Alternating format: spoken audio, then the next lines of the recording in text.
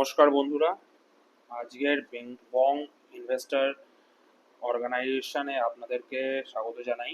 আজকের post market রিপোর্টে আমরা দেখতে পাচ্ছি যে নিফটি নিফটি প্রায় 1.4%-এর কাছাকাছি, প্রায় 350 পয়েন্ট নিচের দিকে পড়ে গেছে। নিফটি কালকে যে 1000 পয়েন্টের কাছাকাছি গেন করেছিল, তার প্রায় ওয়ান থার্ড তো বলবো না, হ্যাঁ ওয়ান থার্ডের কাছাকাছি আজকে কিন্তু উড়ে চলে গেছে। এবং নিফটির যে ফিউচার প্রিমিয়ামটা আছে, সেই প্রিমিয়ামটাও কিন্তু আজকে অনেকটাই গলে গেছে, যেটা কালকে প্রায় 25,000-এর ওপর ছিল, সেটা আজকে 24,650-এ গিয়ে দাঁড়িয়েছে। এবং আজকে যে নিফটি পড়েছে, কিন্তু সেটা একতরফা কিন্তু পড়েনি, আপনারা দেখতে পাচ্ছেন। মানে প্রথমে 10:30টার কাছাকাছি নিফটি অনেকটাই নিচে চলে যায়, এবং তারপর কিন্তু আবার জাম্প করে কিছুটা আবার উপরে যায়, এবং আস্তে আস্তে সেটা নিচে নামতে থাকে। তো ভোলেটাইল ছিল মার্কেট আমরা বলতে পারি। এবং যখন প্রিভিয়াস এই যে লো যেটা ছিল, প্রিভিয়াস লোকে যখন ব্রেক করে, তখন কিন্তু যথেষ্টই আবার নিচের দিকে চলে যায়।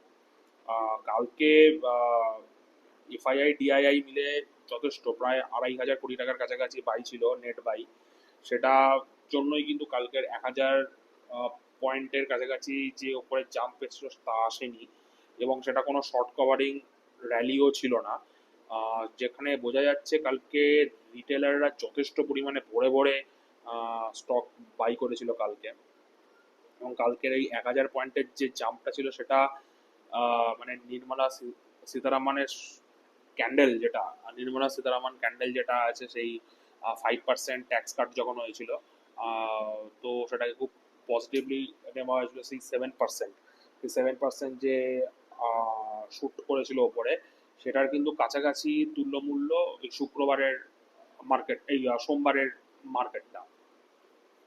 এবং আজকে যদি আমরা ডিআইআই এফআইআই এর যে অ্যাক্টিভিটি দেখি, সেখানে ডিআইআইরা নেট 4,200 কোটি টাকার কাছাকাছি কিনেছে, 4,300 কোটি টাকার কাছাকাছি কিনেছে, এবং এফআইআইরা প্রায় 4,700 কোটি টাকার কাছাকাছি কিনেছে, প্রায় 3,800 কোটি টাকার কাছাকাছি নেট বাই হয়েছে বলতে গেলে ওদের। কিন্তু তাতেও মার্কেট নিচের দিকেই গেছে।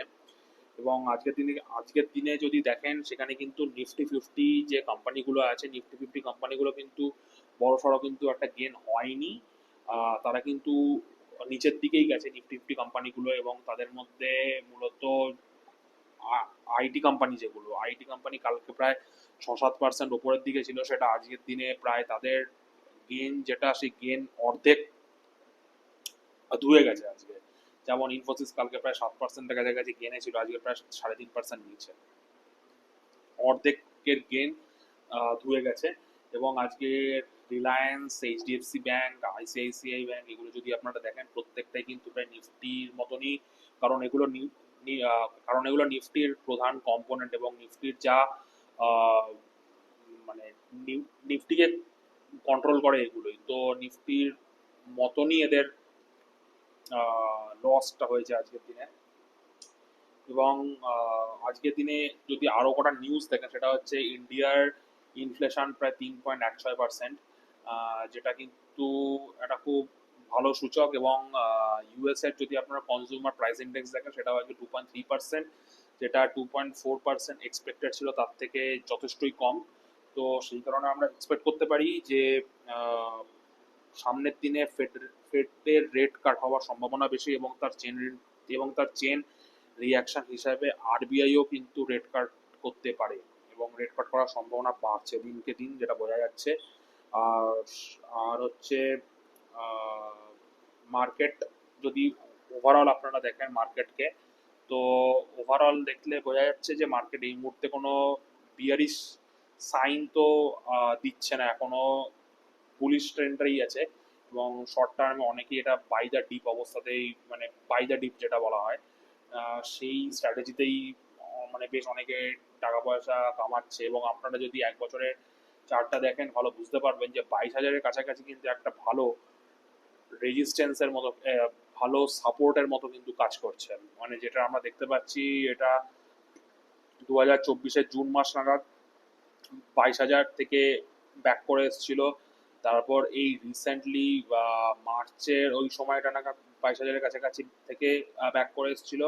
এবং 2025-এর খুব রিসেন্টলি এই এপ্রিল মাসে এখান থেকে 22,100 থেকে আবার কিন্তু ব্যাক করে আসছে। তো 22,000টা একটা বড় সড়ো সাপোর্টের মতো কাজ করছে, এবং উঁচুতে যদি আপনারা দেখেন সেখানে কিন্তু 25,000, মানে 25,000, 26,000, 26, নট 25,000, 26,000, যেটা যেটা ভালো রেজিস্ট্যান্সের কাজ করবে। 26,000 যতক্ষণ না পর্যন্ত ব্রেক হচ্ছে ডিসাইসিভলি, ততক্ষণ পর্যন্ত কিন্তু মার্কেট আমরা বলতে পারি না যে আহ, মানে উপরের দিকেই যাবে। মানে 26,000-কে ডিসাইসিভলি ব্রেক করাটা খুব ইম্পর্টেন্ট মার্কেটকে উপরে যদি যেতে হয় এই মুহূর্তে। কিন্তু যেটা মনে হচ্ছে মার্কেট এই চ্যানেলের মধ্যেই থাকবে, মানে 26,000 থেকে এই আপনার 26,000 থেকে 22,000, এই চ্যানেলটার মধ্যেই মনে হচ্ছে মার্কেট কিছুটা ঘোরাফেরা করবে। এবং এই উপরে এবং নিচের যে সিলিং আর ফ্লোর আছে, তো এই দুটোকে ব্রেক করার পরই মার্কেটের নেক্সট 6 মাসে কোন দিকে যাবে সেটা খুব ভালো বোঝা যাবে। তবে এখনো মার্কেট বুলিশ ট্রেন্ডেই আছে বলে মনে করা হচ্ছে। এবং যেহেতু ফেডের রেট কাট হওয়ার সম্ভাবনা খুব বেশি এবং মার্কেটে লিকুইডিটি আসবে বলে এক্সপেক্টেড, তো সেই ক্ষেত্রে কিন্তু মার্কেট যথেষ্ট স্ট্রং হ্যান্ডেই এখন আছে, মানে স্ট্রং হ্যান্ডে আছে বলেই মনে করা হচ্ছে। আজকের আপডেটে এইটুকুনি থাকলো। এরপরে আমি আবার ট্রাই করব যে প্রতিদিনই এরকম পোস্ট মার্কেট রিপোর্ট করার। ভালো থাকবেন, সঙ্গে থাকবেন, এবং এই মার্কেটকে উপভোগ করতে থাকুন। ব্যাস, গুড নাইট।